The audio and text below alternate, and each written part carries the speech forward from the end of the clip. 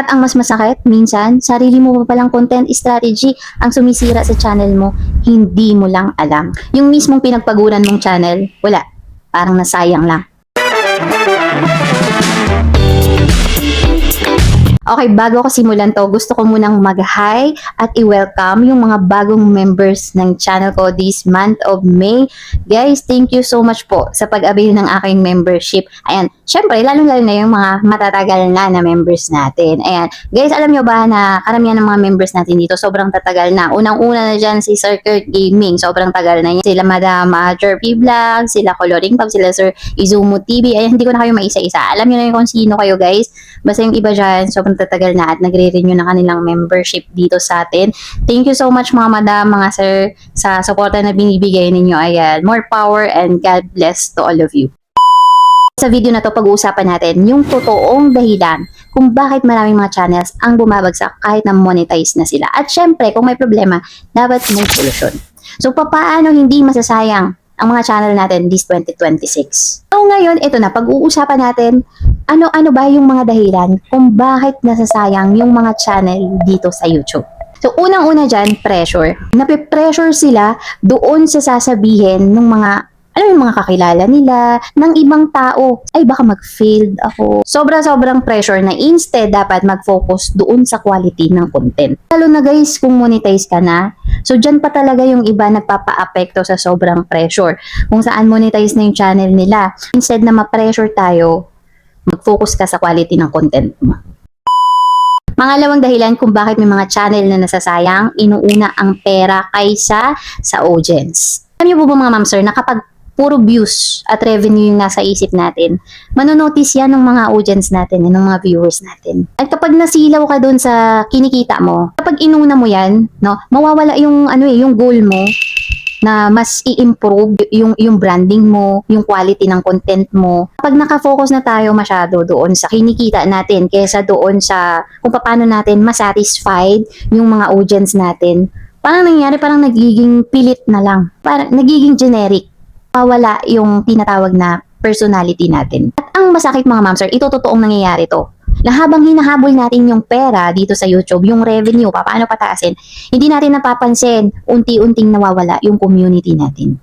Unti-unting nawawala yung mga loyal viewers natin noon, napapabayaan na natin sila. Bakit? Masyado ka nang nakafocus doon sa pera eh. Masyado ka nang nakafocus doon sa revenue mo. To the fact na nakakalimutan mo na kung sino yung nagbibigay niyan sa'yo. Pangatlong dahilan, nawalan ng direksyon. Ito guys, medyo masakit ito pakinggan ha. Kasi totoo talaga to na maraming mga creators yung masipag. Masipag lang pero walang direksyon yung mga ginagawa. Paano mo nasabi Ma'am Jem na walang direksyon? For example, ngayon tutorial, bukas prank. Diba? Sunod naman motivational videos. Sunod naman bigla kang na gaming. Nangyayari, nalilito na yung mga audience, diba? Sa halip na yung audience mo, compact sila, diba? Nagkakaisa, hati-hati. Diba? May audience ka sa ganito, sa pagpa-prank, may audience ka sa motivational. So, dito sa number 3 na dahilan na to, diba, na nawala ng direksyon. So, ang kailangan dito mag-focus ka sa iisang topic mo, sa iisang niche mo. For example na lang guys, parang lang to yung, alam mo yun yung sa pakikipagrelasyon.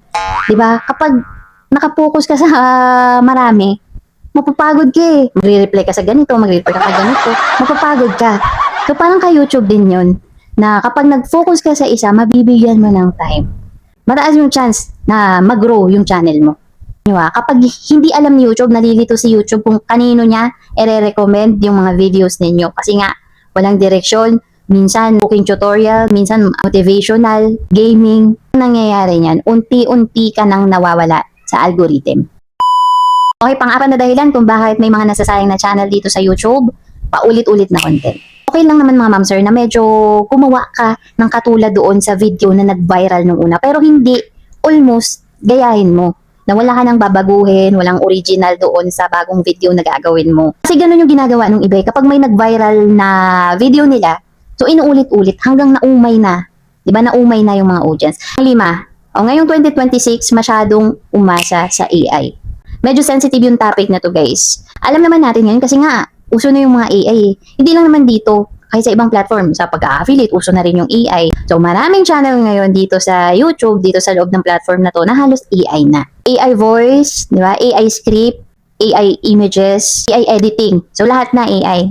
In short, walang personal touch. So, paano natin nasabi na this 2026, 'di ba? Isa ito sa mga dahilan kung bakit maraming mga channels yung nasasayang. Yes, mga ma'am sir. Imagine, isang taon nung pinaghirapan yung channel mo, tapos dahil lang sa isang video, dalawang video, mawawala. Ang mas masakit doon, hindi ka na pwedeng gumawa ng another channel mo. Meron namang iba na nabibigyan ng chance na maibalik ulit yung channel na, pero yung iba, wala na talaga. Diba makikita nyo naman sa mga recommendations ninyo about sa mga AI slap, ang dami mga channels yung biglang nabubura, nawawala, mga nade-demonetize dahil sa AI slap. Pero uulitin ko mga ma'am sir na hindi ko sinasabi na bawal na po ang AI. Kasi walang makakapagsabi niyan, inaalaw pa rin yan ni YouTube ngayon. Kapag lang dumating ka dun sa point na wala kang originality, inasa mo na lahat sa AI, so dun ka na magsisimula magkaroon ng problema. So ngayon mga ma'am sir, let's proceed sa solution. Paano hindi masasayang yung mga channel natin this 2026? Number 1, kinakailangang mag-evolve ka. So, huwag tayong manatili mga ma'am sir sa iisang formula lang forever. So, kailangan natin lumabas sa mga comfort zone natin. For example, nasanay ka na sa ganitong niche. Kasi doon ka kumikita sa niche na yun. Pero biglang humina. Wala nang nabibigay na revenue sa yung niche na yun. So, mai-ista ka na lang ba doon? Na hanggang sa dumating yung time na hindi ka na makasahod. So, kailangan mong lumabas sa comfort zone mo. Kailangan mong mag-step up. Kailangan mong mag-evolve. Kung kinakailangan na mag-experiment ka ulit ng bagong niche o yung magiging bagong niche mo, gawin mo.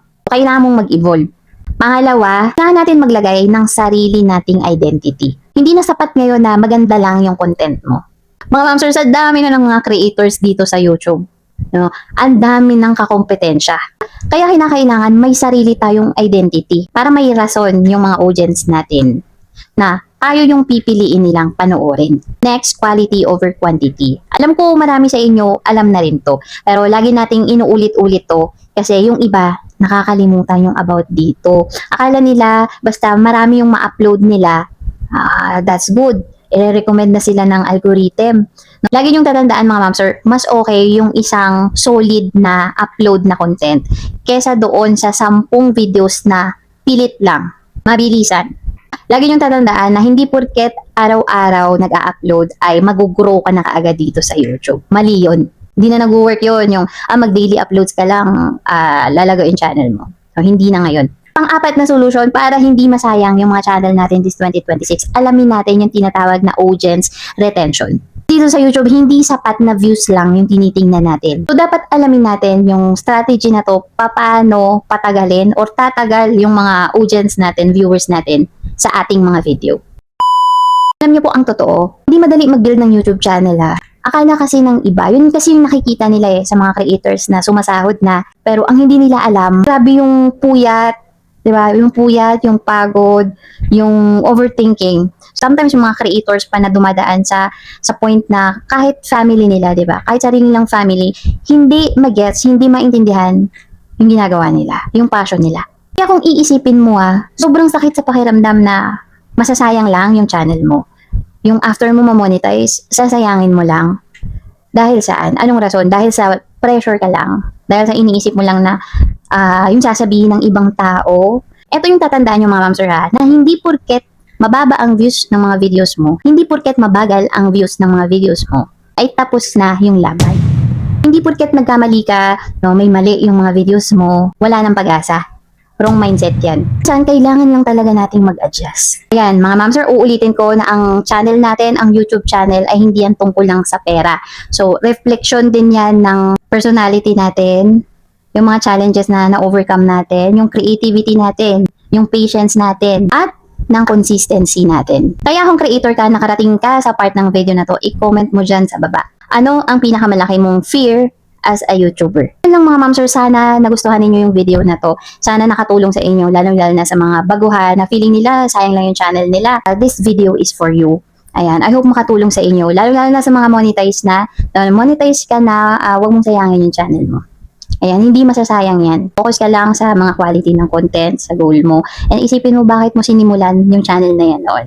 So yun lang guys, if you think na nakatulong, please like and subscribe at i-hit nyo na rin po yung ating notification bell para lagi po kayong updated sa ating mga bagong videos. So ayun mga ma'am sir, bago ako magtapos, gusto ko lang pasalamatan din yung mga bagong subscribers ng channel natin.